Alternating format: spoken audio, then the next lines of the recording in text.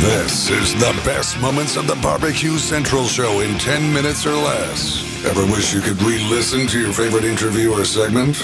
Do you enjoy hearing older shows for the first time in years? Then the best moments of the Barbecue Central Show in 10 minutes or less is just what you need. Thanks for listening and enjoy the show. Yes, indeed, it is just what you need. I'm John Solberg, and I'm your host for the best moments of the Barbecue Central Show in 10 minutes or less. Today's show is brought to you by Green Mountain Grills. For more than 17 years, Green Mountain Grills has brought the smoke to the competition scene in backyards all over the world. Their Venturi-style firebox delivers the cleanest 150-degree smoke in the pellet game.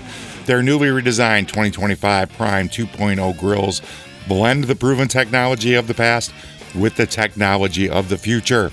Green Mountain Grills is the original innovator of all things Wi-Fi, and they continue to give the user granular options to control their grills in any environment from anywhere. Green Mountain Grills also leads the pack in their accessory creation. From their pizza ovens that deliver pizzas in 2 minutes, they got rotisseries, they got side burners, they got a lot of stuff. Head over to greenmountaingrills.com and check all that out and the new 2.0 Green Mountain Grills. And let's jump into this from 2009.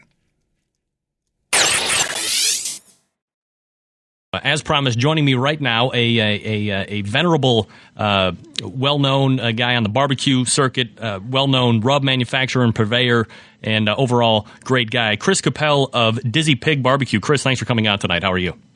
Greg, how you doing? I really appreciate you having me on. This is just amazing that you actually even want to talk to me. No, it's amazing that you actually want to come on the show. So Central Lights have been pounding me with congratulations, and we're getting people coming in from the Twitterverse. So everything is great. Chris, why don't you go ahead and you're actually going to be the first person I ask this question to. Kind of want to change it up a bit. So first question I'm going to start asking everybody.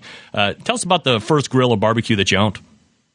Oh, I had a gasser I picked up at a Barbecues Galore. Remember them? Oh yeah, of course. Yeah, they had a cast brass burner, and I thought I was the king of the world. So how did you kind of go from there and actually fold into the subculture of competition barbecue?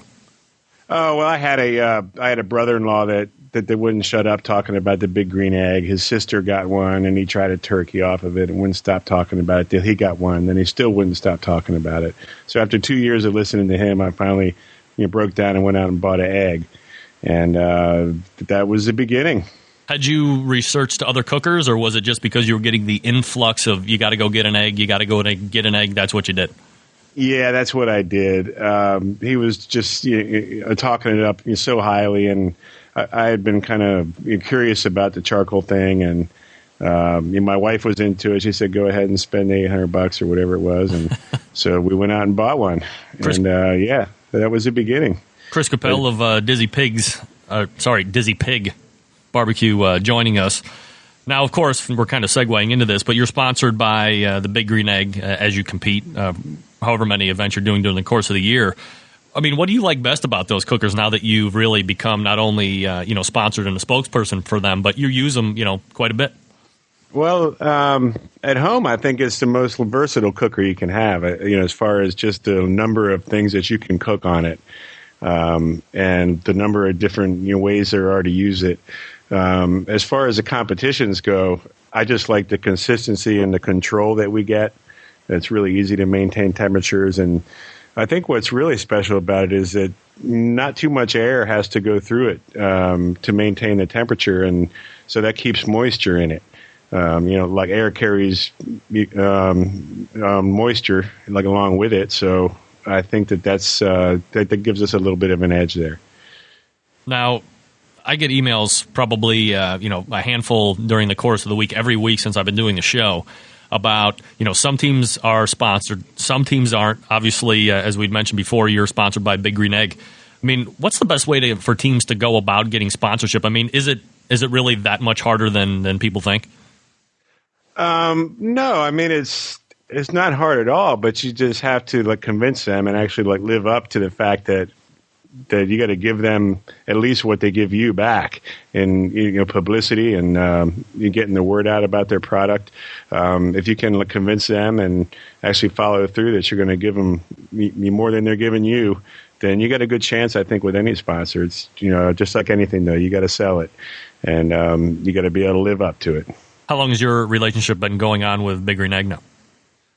Oh, well, like since I bought the egg, really. I mean, the first Egg Fest I went to was like 10 years ago, and I got to meet Jim Newfer of the Big Green Egg there, and we became friends almost right away. And it wasn't until 4 or 5 years later that we started competing, but we already had somewhat of a relationship with them, so that helped out a lot. And they knew how I worked, and so. Yeah, like I said, I knew them for about like 4 years first, and I'm sure that had something to do with being able to make the deal with them. But like I said, you just have to be able to give a little bit more than you expect from your sponsor and take care of them. Chris Cappell of Dizzy Pig joining us here on the Barbecue Central show. Obviously, you compete quite a bit in KCBS events during the course of the year. I believe you're getting ready to kind of gear up here. Is it maybe the end of this month and the next month for your first competition? 2008 saw a new scoring system instituted by Kansas City Barbecue Society. How did you find it to be when compared to the old way of judging? Oh, you had to ask me about that. Yeah, right. As far as the scoring system, I think it was a big improvement over last year. I think, and refresh me if I'm wrong, but the main difference was that last year you were starting at the number 6, right, and you had to go from there, which really didn't make a lot of sense. And then they finally put the words on it. Okay, like 6 is average, and like 9 is excellent. So that kind of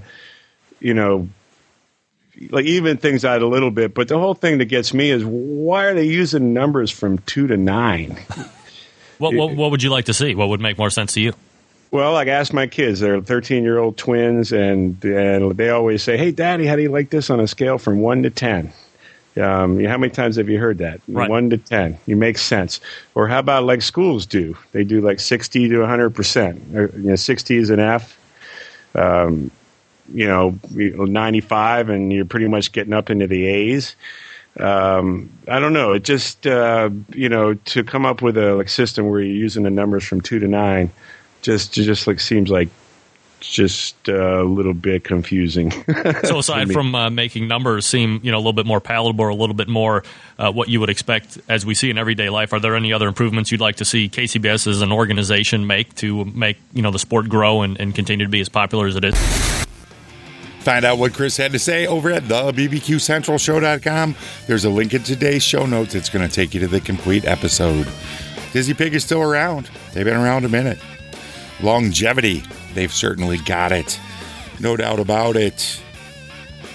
And until next time, on the best moments of the Barbecue Central show in 10 minutes or less, I'm your host, John Solberg, and I look forward to talking to you again soon.